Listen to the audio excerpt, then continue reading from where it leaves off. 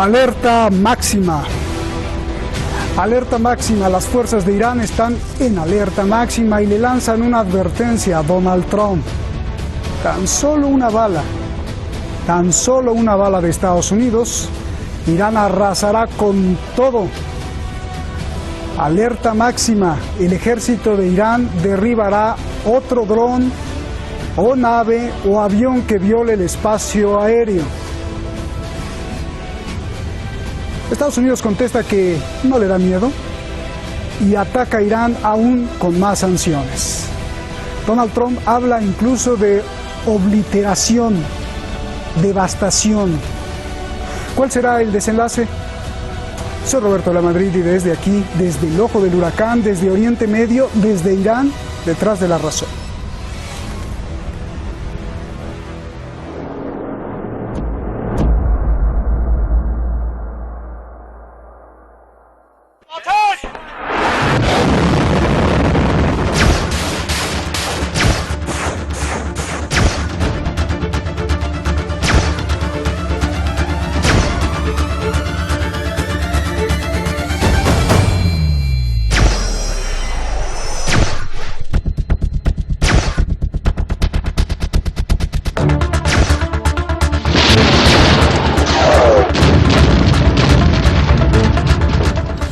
Estamos listos y preparados. Responderemos con todo el poder militar a cualquier violación de la soberanía. Alerta Irán a Estados Unidos. اگر یه تیری از دشمن به سمت ما شلیک شد، اگر 10 تیر به سمتش شلیک نشه، حتما باید در واقع تاوان بسیار سنگینی رو پس بده. تیری از دشمن به سمت جمهوری اسلامی شلیک شود، این تیر به انبار باروتی شلیک شده که دشمن روی اون انبار باروت نشسته. هم دشمن، هم هواداران دشمن، هم پیمانان دشمن، هم تمام منافع دشمن. جمهوری اسلامی ایران در عین اینکه خواستار تنش نیست، در عین اینکه خواستار جنگ نیست، اما آمادگی بالای دفاعی خودش رو حفظ کرده و سرنگونی این پهپاد متجاوز جاسوسی یکی از نمونه های کوچک این اقدام بود که امیدوارم که دیگه دست به چنین حماقت هایی نزنه. El dron fue una provocación, afirma Irán. Asegura que si no hubieran derribado el dron, Estados Unidos podría haber empezado una guerra. El canciller de Irán, Mohammad Javad Zarif, dice que no cabe duda que el dron estadounidense violó el espacio aéreo de Irán.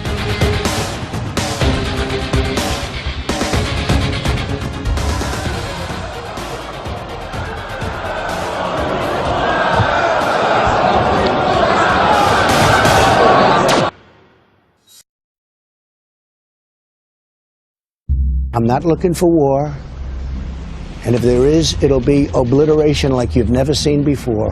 But I'm not looking to do that. But you can't have a nuclear weapon. You want to talk good, otherwise you can have a bad economy for the next 3 years. Not as far as I'm concerned, no preconditions. Después del derribo del dron, Estados Unidos impone aún más sanciones económicas. Dice que Irán se equivoca y que el dron nunca entró al espacio aéreo iraní. Además, se filtra que el Pentágono realizó ataques cibernéticos contra la inteligencia de Irán, desactivando varios sistemas de lanzamiento de misiles. Estados Unidos acusa a Irán de haber atacado la industria energética y agencias gubernamentales estadounidenses. Irán lo desmiente. Dice que los ciberataques de Estados Unidos a objetivos de Irán han fracasado y que ha neutralizado millones de ciberataques estadounidenses este año. Estados Unidos llama a crear una coalición global contra Irán. We're prepared to negotiate with no preconditions. They know precisely how to find us, and I am confident that at the very moment they're ready to truly engage with us, we'll be able to begin these conversations. I'm looking forward to that day. Neither Iran nor any other hostile actor should mistake U.S. prudence and discretion for weakness. No one has granted them a hunting license in the Middle East. As President Trump said on Friday, our military is rebuilt, new, and ready to go, by far the best in the world. Muchísimas gracias al equipo detrás de La Razón, muchísimas gracias al equipo de investigadores, diseñadores gráficos y también al equipo allá en Madrid. Muchísimas gracias a todos y sobre todo, como siempre, a usted. Gracias por todos sus comentarios, miles de comentarios pidiendo que nos cuidemos, que nos protejamos. No se preocupe, estamos protegidos y también somos valientes, estamos aquí informando para que usted sepa otra versión de esa realidad que le cuentan allá en los medios comerciales. Vamos directamente hasta España, donde está nuestro gran amigo Eurico Campano, periodista en Madrid. Gracias, Eurico, por estar aquí con nosotros. Buenas noches, siempre es un placer tenerte y también es un gran placer tener a gran Iñaki Gil de San Vicente, analista internacional allá en San Sebastián. Gracias a los dos y buenas noches. Les voy a rogar, como siempre, respuestas breves porque hay muchísimas preguntas. Eurico, comienzo contigo. Los militares de Irán están en alerta máxima, le advierten a Estados Unidos que aunque no quieren guerra, le advierten que están listos para ella y que cualquier violación al espacio aéreo de Irán o una sola bala, como dijo la misma autoridad iraní, los barcos de Estados Unidos y a los aliados y a todas las posiciones y a todos los intereses serán incendiados. Yo te pregunto, al escuchar esto, ¿cómo se ve el horizonte? ¿Qué sigue? Buenas noches, Roberto. El horizonte se ve negro, indudablemente. La amenaza de guerra global es real, porque no estamos hablando de una guerra entre dos actores aislados, como puede ser un gran país como Irán y un gran país como Estados Unidos, antigua primera potencia mundial, hoy con permiso de China o de Rusia, o de otros grandes actores internacionales. Estaríamos en una conflagración global y brutal, además. Una conflagración que yo creo que no se va a producir, y voy a explicar por qué muy brevemente. Aquí hay una mala noticia al menos y otra buena. La mala noticia es que Trump es evidente que se ha enredado desde esa enloquecida decisión de romper hace poco más de un año ese acuerdo de forma unilateral que regía desde el 2015 y que había sido bendecido por la práctica totalidad de la comunidad internacional, la Unión Europea incluida, y ahora metido en un círculo vicioso en el cual cada vez tiene que elevar más la apuesta, como en los juegos de cartas, cada vez tiene que elevar el nivel de tensión, el nivel de las parabatas verbales, el nivel no solamente diplomático, sino ya prácticamente rayano en lo bélico, pues está como atrapado y además muy manipulado, como sabemos, por gentes como Bolton y sus halcones. La buena noticia es que si realmente las dos potencias y todos los actores internacionales que de momento se mueven en segundo plano quisieran esa guerra ya habría estallado, ya se habría declarado, cosa que de momento no se ha producido. La violación por parte de un dron del espacio aéreo de un país como Irán es gravísimo. Con el derecho internacional en la mano puede ser considerado como un acto de guerra en sí mismo. Es un acto de guerra. Si no lo ha sido es porque Irán no ha querido que lo fuera. Por tanto, Irán hace bien, lógicamente, en no mostrar debilidad al utilizar un lenguaje como que con una sola bala declararía la guerra, etcétera, etcétera, pero también a la vez llama a la prudencia. Por otra parte, hay otra prueba también de que Estados Unidos no las tiene todas consigo, y es que, como siempre le ocurre a los Estados Unidos en estos casos, no van solos al frente, llaman a esas coaliciones globales, a esas coaliciones internacionales. Esto ya lo hemos visto en Irak y lo hemos visto en el pasado en muchísimas ocasiones, que sería prolijo recordar, y lo volvemos a ver ahora. Llama a una gran coalición. Oiga, es un lío en el que se ha metido usted solo, Trump. Salga usted de este lío. Bien, gracias, Eurico, por tu claridad. Vamos con Iñaki. Iñaki, a ver, ¿tú crees que con la advertencia que Irán lanza a Estados Unidos se va a detener? Bueno, yo creo que el ejército iraní, el gobierno, los servicios militares, los servicios de inteligencia iraníes están al tanto de muchas cuestiones, algunas de las cuales sabemos nosotros, ¿no? Por ejemplo, la semana pasada Estados Unidos hizo público, después de 14 años, la primera revisión de su doctrina de guerra nuclear en estos momentos, ¿no? Es una revisión de una doctrina que recupera autores clásicos clásicos de la concepción de la guerra ganable, de la guerra localizada con bombas nucleares tácticas para ganar en el centro de Europa contra la Unión Soviética en los años 60 y en los años 50, ¿no? Se citan autores como Herman Kahn y otros, ¿no?, que defendían la posibilidad de ganar una guerra nuclear localizada, ¿no? Después de 14 años que tenía Estados Unidos otra concepción, la ha reactivado la guerra nuclear localizada, ¿no? Esto ya se veía venir en Europa, ¿no? Los iraníes saben que esa es la doctrina norteamericana. De hecho, se está aplicando en Europa, en el este de Europa, con el traslado de misiles de medio alcance, etcétera, ¿no? Segunda noticia, también tiene mucha importancia, ¿no? Hace una semana miles de soldados israelitas hicieron entrenamiento real preparando la intervención contra Hezbollah. Es una intervención y un entrenamiento muy serio.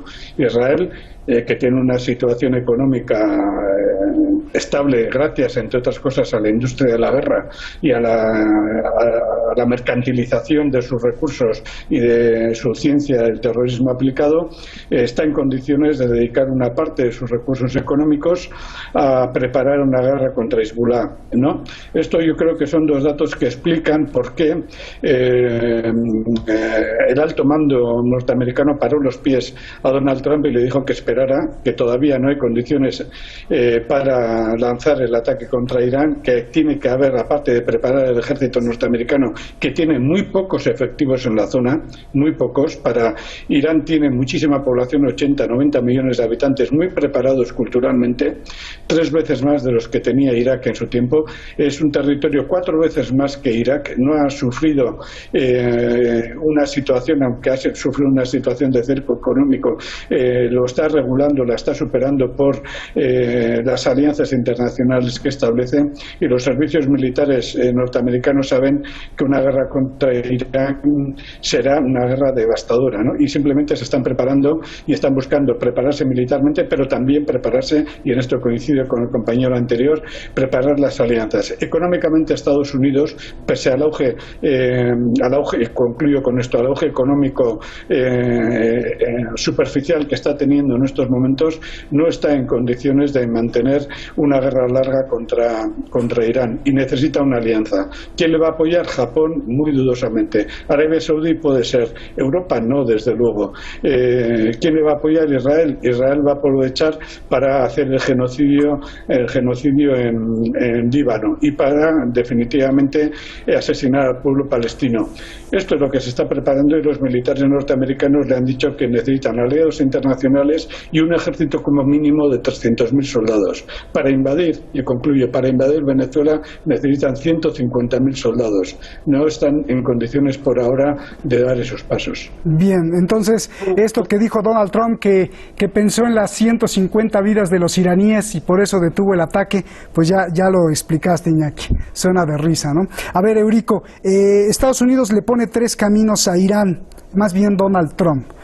Diálogo, asfixiarse económicamente, o en inglés dijo obliteration, que es arrasar al ejército iraní. ¿Qué lees en esto? Pues hombre, leo pocas posibilidades. Diálogo, claro, el diálogo está muy bien. Esto de diálogo es un término, una expresión muy manida, pero dialogar ¿bajo qué premisas? Porque Trump probablemente entienda el diálogo como una cesión por parte de las autoridades, en este caso iraníes, porque es el conflicto que tenemos entre manos, como podía ser cualquier otro actor. Europa en la guerra comercial, Rusia en sus diferencias, que las ha tenido notables con Putin, etcétera. Diálogo, ¿bajo qué premisas? Negociación para aceptar todo lo que pida Donald Trump, mejor dicho, los halcones que, no voy a decir que manipulan, que es un término muy duro en castellano, pero que manejan a Donald Trump. Asfixia económica. Hombre, ya la está llevando a cabo. Acaba de anunciar hace unas horas más sanciones contra Irán. También es verdad que Irán luego tiene sus armas, de las cuales hemos hablado en numerosas ocasiones en esta mesa, y que está empezando a aplicar, digo, sus armas, sus herramientas, ¿no? Entiéndaseme, que está empezando a aplicar desde, bueno, pues que se cumplió un año de esa ruptura unilateral del acuerdo por parte de Donald Trump. Arrasar. Bueno, vamos a tratar de introducir un poco de mesura. A mí me impresiona poco el lenguaje ampuloso, el lenguaje bélico.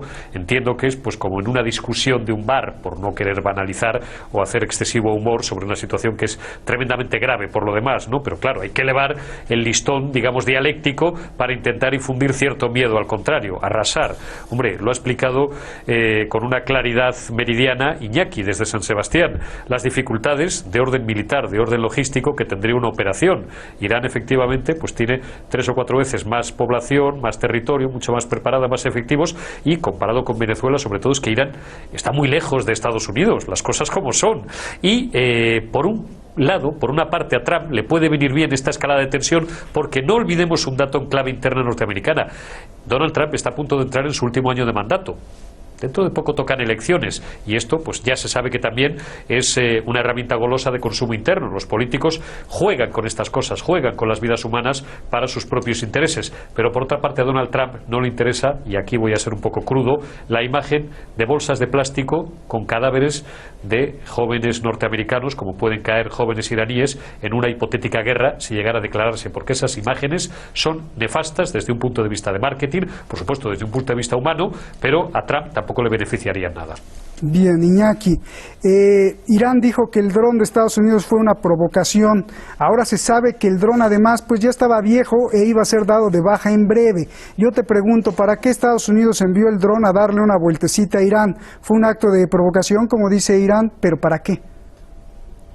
Bueno, fue un acto de provocación lógica, una provocación permanente en los ejércitos que intentan descubrir, sobre todo en la ciberguerra actual, que intentan descubrir el comportamiento de los radares, las frecuencias, las señales electromagnéticas, la propia capacidad del sistema misilístico iraní, la velocidad de su impacto, la capacidad de etcétera, ¿no? No sería raro, y esto lo lanzo como hipótesis, pero sería lógico, no sería raro que desde otro espacio exterior a la línea que divide aguas de Irán en el estrecho de Hormuz, que sobre eso tendríamos que decir algo, sobre la cobardía del antiguo Shah de Irán, que no se atrevió a exigió 12 millas, pero no se atrevió a exigir a Estados Unidos que Estados Unidos respetara las 12 millas. No sería raro que desde fuera o del espacio, desde el espacio, como estuvimos viendo en el programa anterior, Estados Unidos midiera todo eso. Lo estamos viendo no solamente en la guerra de Siria, no solamente en las intervenciones israelitas sobre Siria o las intervenciones israelitas sobre Líbano, sobre Palestina, para medir la guerra electrónica, la capacidad electrónica de Hezbollah, de Siria, etcétera, sino también es una parte de las provocaciones de Estados Unidos en otros muchos sitios, por ejemplo en el este de Europa, o la guerra cibernética que hay en estos momentos declarada contra Venezuela, ¿no? Podría ser una trampa, y yo creo que esto es la mejor forma de interpretarlo, una trampa para buscar los mecanismos de defensa global de Irán, ¿no? Y yo creo que Irán lo tendría en cuenta y por eso actuaría con más cautela. Irán reconoció que podría haber derribado otro avión norteamericano, pero sabiendo que previsiblemente hubiera una trampa de fondo más oculta, que fuera un anzuelo, un señuelo para identificar, como se lanza, por ejemplo, en la caza, se lanza un señuelo, un ave falso, para inmediatamente ver dónde está el alcohol o ver dónde está el zorro que se la va a comer. Irán anduvo con cautela. Fue una provocación con trampa. Bien. Oye, Iñaki, quería preguntarte ante lo que está diciendo Eurico de las sanciones. Al ver que China ha reducido la compra de petróleo iraní, al ver que Japón ha dejado de comprar petróleo iraní, al ver que la economía de Irán no está creciendo y al ver que Irán ha subido el tono militar, Donald Trump, Estados Unidos, su equipo, dijo que no necesita atacar a Irán, ya que opina que las sanciones están funcionando. Esa es una. Y dos, Irán está listo para reaccionar a cualquier violación a su soberanía.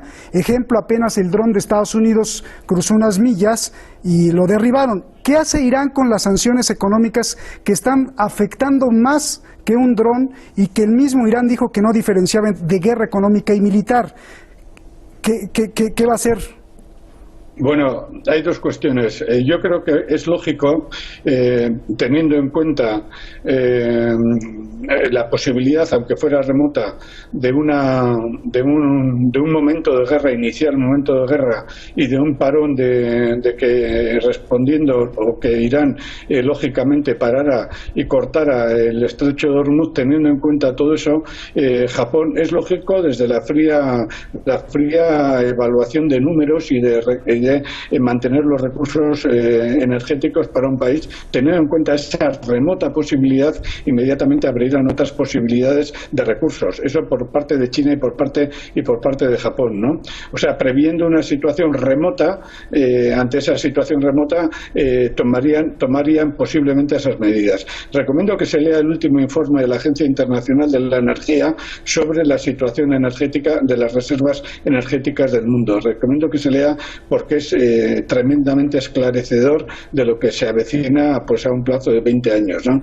Bien, eso es una de las cuestiones. La otra cuestión es que la política iraní está pensada para aguantar un largo proceso de cortocircuito económico y que saben que tienen como un respaldo popular muy fuerte. Y aunque China recorte la compra de productos energéticos a Irán, Irán acaba de firmar con Rusia unos acuerdos económicos a medio y largo plazo con una enorme cantidad de empresas rusas y, entre otras cosas, una garantía de asistencia de productos químicos necesarios para la industria petrolífera iraní. Yo creo que hay cosas y hay argumentos que desconocemos de esos tratados y de todo el proyecto internacional de Eurasia que desconocemos obviamente, que dan ciertas garantías a Irán. Bien, gracias, Iñaki. A ver, una pregunta muy interesante, Eurico. En 3 días Irán comenzará a superar el techo del límite de uranio prohibido por el acuerdo nuclear y en 14 días termina el ultimátum que dio Irán a todos los firmantes del acuerdo, fecha en la cual pues Irán podría comenzar a enriquecer uranio a un porcentaje prohibido por el acuerdo nuclear. Si Europa no hace nada, Irán romperá más compromisos del acuerdo nuclear. Pregunta, ¿por qué le importaría a Europa que Irán abandone el acuerdo nuclear? Porque comprendiendo esto comprenderemos si Europa va a rescatar o no el pacto. Pues porque Irán quedaría en manos de Rusia, Rusia cobraría una preponderancia todavía muy superior y esto a Europa le preocupa, y le preocupa mucho, por no hablar ya de conflictos locales en los que Rusia pues es un factor disruptor, como Ucrania o como Crimea, etcétera, etcétera. Esto por un lado. Y en segundo término, yo siempre lo repito en esta mesa, Europa es prácticamente un cadáver político que algún día tendrá que levantarse frente a las imposiciones del imperio, porque Europa también tendrá que defender, lo está empezando a hacer ya, sus propios intereses comerciales, porque Trump tampoco respeta, es verdad que a Irán pretende asfixiarlo económicamente, pero a Europa también le gustaría anularla como competidor, con un Reino Unido ya prácticamente con un pie y medio fuera de la Unión Europea. Por tanto, yo sigo expresando por enésima vez en esta mesa mi confianza en que el espíritu de Europa, si algún día tal existió, que yo creo que sí, pues resucite y plante cara a lo que fue la primera potencia del mundo, que ya no lo es, y bueno, pues pueda arbitrar y encontrar una vía intermedia en un conflicto que, si no, se la va a acabar comiendo viva. Eso es lo que tú deseas, Eurico, pero ¿qué va a pasar? ¿Sí va a resucitar? Yo creo que sí. Es decir, esto, como no tenemos la bola de cristal, Roberto, no tenemos la certeza. Yo expreso mi deseo de que sea eso lo que ocurra.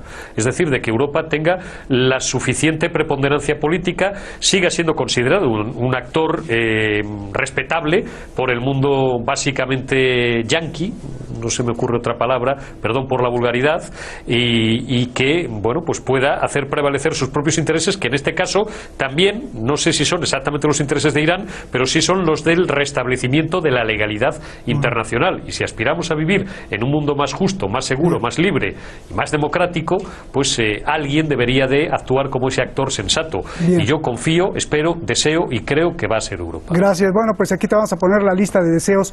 Únase, hashtag, únase a Eurico Campano a resucitar la Unión Europea. Bueno, Iñaki, ya nos vamos. Solo contéstame sí o no. ¿Estamos más cerca de la guerra o más lejos de la guerra? No te puedo contestar si sí o no, necesitaría 2 minutos. O sea, en cierta forma estamos más cerca de la guerra, digamos de una guerra, de los prolegómenos de una guerra, y eso hay que matizarlo. Gracias. Estamos más cerca de los prolegómenos de una guerra. Gracias, Iñaki, un gran abrazo allá a San Sebastián. Gracias, Eurico, gracias. ¿Por qué tan importante es Oriente Medio? Pues algunas teorías antropológicas explican que es muy importante no solo por sus recursos naturales ni por su riqueza, sino porque es, como ya lo hemos dicho aquí, el cruce del comercio y la cultura entre Oriente y Occidente, entre Asia y Europa. Un cruce no de ahora, sino de importancia de hace por lo menos 7.000 años.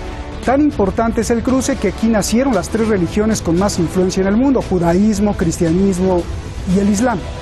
Tan importante es el cruce que pasaron matemáticas, ciencia, medicina y hasta el arte culinario. Tan importante es el cruce que, además del petróleo, ahora está muy de moda el misticismo que asegura que aquí aparecerá el planeta X. Como sea que pase, el asunto es que es tan importante Oriente Medio que los poderosos siempre se pelean por controlar el resultado, poderosos de donde sea, de aquí, de Oriente Medio, de Estados Unidos o de otras galaxias.